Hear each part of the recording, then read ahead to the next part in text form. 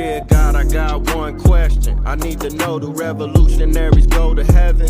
And if so, may their legacies last forever and their seeds grow. Tell them that we love them so and never let them die slow. It's like we cursed to be born black. We was kings and queens, now look where we at. I know it won't be long before we take it back. I just hope I live long enough to see it happen, and that's a fact. Cause one thing when you pro-black, you might love your people, but they may not love you back. For more than 400 years, we've been under attack. We survived slavery and then they gave us crack. Do revolutionaries go to heaven? Do revolutionaries go to heaven? Do revolutionaries go to heaven? Do revolutionaries go to heaven?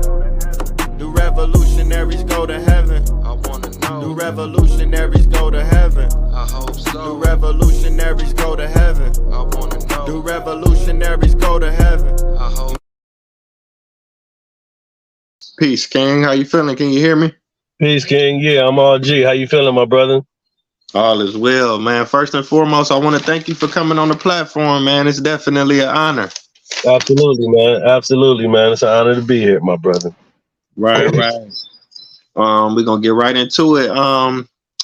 I'm a world traveler, man. I've been to about 70 countries, so we got different, viewers from all over the world. They may not recognize you. Let them know who you are, and definitely let them know where you're from. Yeah, I'm MC Brainz, man. I'm Ohio's first platinum rap artist, first to sell 1 million records in my state. I'm a Rock and Roll Hall of Famer. Got in the Rock and Roll Hall of Fame 2019. You know what I'm saying?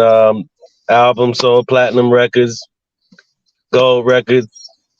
Used to be on Motown records. I'm just a super king to be around here doing some of everything.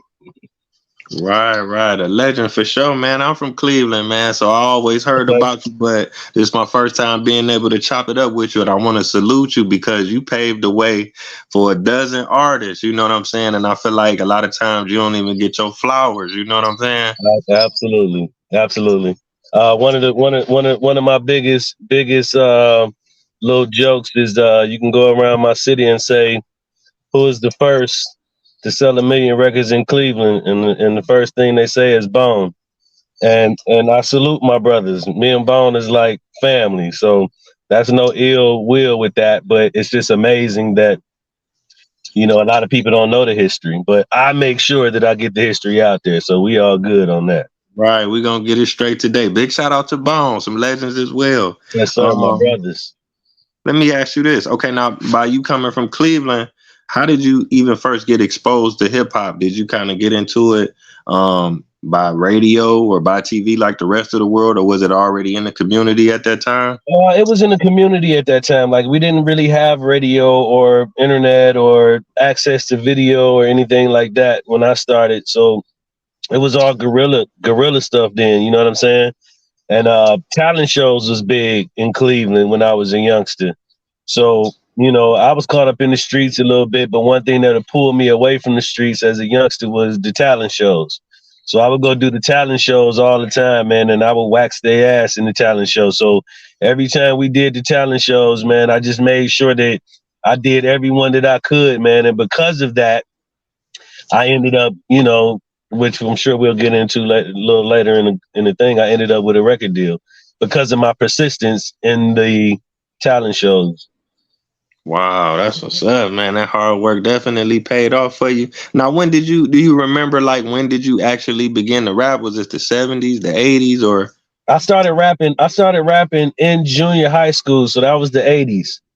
I started rapping in junior high school in the 7th grade, man. I started off being a beatbox, and I was the one that had to go stick my face in the corner so I can get the bass. You know what I mean? You stick your face in the corner, and when you do the beatbox, and make your bass a little bigger.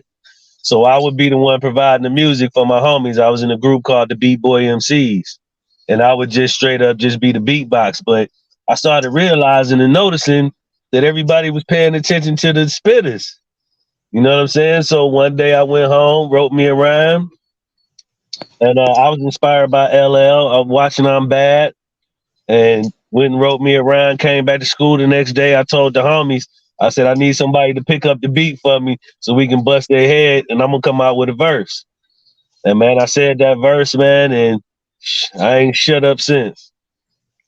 That's what's up, man. You took it all the way back to the beatboxing. I don't even think, a lot of these kids today even know what that is. But that's Yeah, how it started. You know what I'm saying? yeah, yeah. We didn't have the access to what the kids got today. You know what I'm saying? If we wanted to write to some instrumentals, we had to cut on somebody's album and ignore their lyrics to write our rhymes. You know what I'm saying? We didn't have beats. Yeah. Okay, now let me ask you this. You kind of talked about it a little bit earlier about like the talent shows and different things like that. Now what was the hip hop scene like in Cleveland at that time? Because I was young, I'm a lot younger, but I remember like you had like K Chill, you had like you say Bone Enterprise, you had Suave, you had Brothers for the Struggle. Was that before your time or same time or after? Those are the guys that paved the way for me. You know what I'm saying? And I'm still am today because he's very instrumental in the hip hop community here in Cleveland. Is Suave Gotti, the Pink Gangster. You know what I'm saying? I saw him in the mall as a little boy, and I can remember. And I tell him this story all the time. And I always believe in giving the people that pay the way for me their flowers. You know what I'm saying? And I tell him this story like I was walking in the mall with my mom as a shorty, and I saw the Pink Gangster. He had a pink freaking raccoon hat on. He had a pink bomber on. He was in his image when I saw him. So as a kid, it made my eyes get big. Like, yo, man, that's the Pink Gangster. You know what I'm saying? And I went over there and met him, man. And that's still my friend to this day, man. MC Chill. He was the first one in Cleveland to get a national record deal. MC Chill. I just happened to take it to another level. You know what I'm saying? But MC Chill was the first to get signed to a major record label. You know what I mean? And I always salute all of them, man. MC Chill, I literally make sure that I wave them and fan them as much as I can whenever I see them guys, man. Because if it wasn't for them, I wouldn't have knew it was possible to even do it from Cleveland. That's what's up, man. Big shout out to Suave. Great dude, phenomenal dude. Yeah, man. Chill, great dude. I got a chance to talk to those guys and meet them, man. And I'm trying to, get that history out there because Cleveland is a very, very talented city, but a lot of times we just get overlooked so much. You know what I'm saying? Yeah. That's because of where we at. You know what I'm saying? We here, so we get a lot of stuff, late. You know what I'm saying? But then, we starting to move around and travel and things like that. So, we bringing stuff back to the city a little quicker now. You know what I'm saying? The youngsters is definitely bringing stuff back to the city quicker with the different ways of communication that they got now. You know what I'm saying? Like I try to explain to the youngsters, when I sold 1 million records, you had to put on your shoes and get on the bus or get in your car or either walk or ride the bike to go get my shit. You feel what I'm saying? So, I come from when you had to grind to get it.